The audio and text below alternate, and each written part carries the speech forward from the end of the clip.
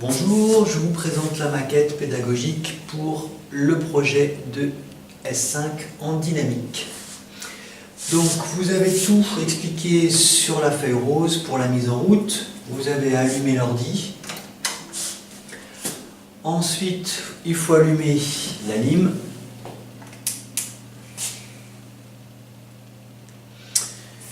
Le temps que ça démarre, je vous explique le fonctionnement. Vous avez ici un potentiomètre qui vous permet de mettre en route la maquette.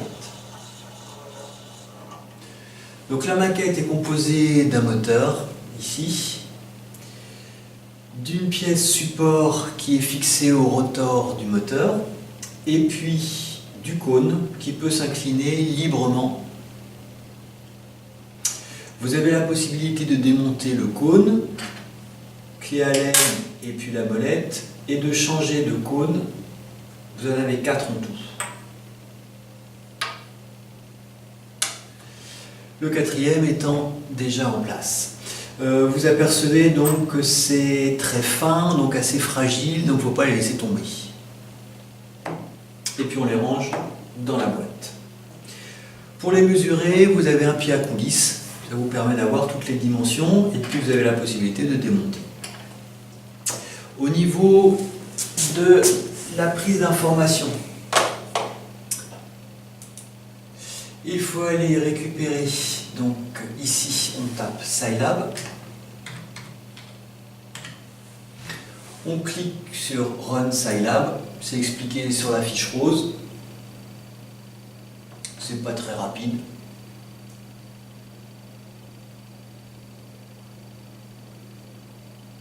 C'est vraiment pas très rapide.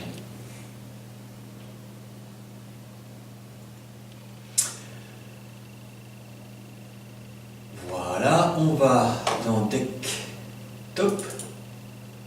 Desktop, et on tape sur Serial ZCOS.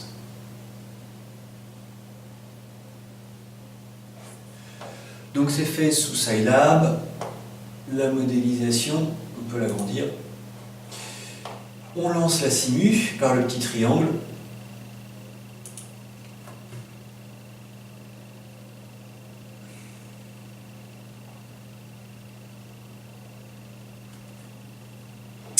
On agrandit la fenêtre.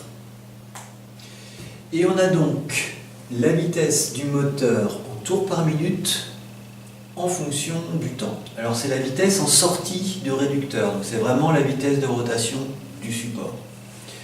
Je mets en rotation et on a la vitesse qui s'affiche et on a une lecture directe de la vitesse. Voilà. Petite démonstration de la maquette.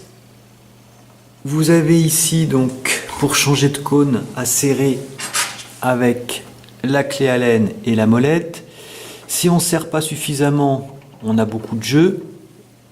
Et si on serre trop, ça ne bouge plus. Donc il faut trouver un bon équilibre qui permet au cône juste de pouvoir s'incliner librement sans que ça bloque.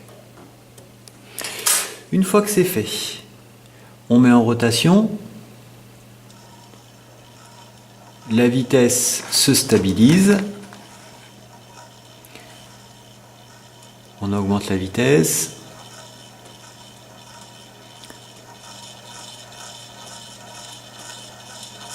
J'augmente encore et hop!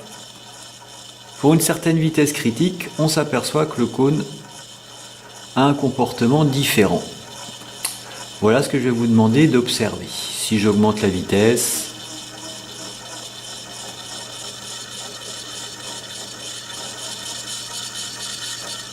et puis je redescends.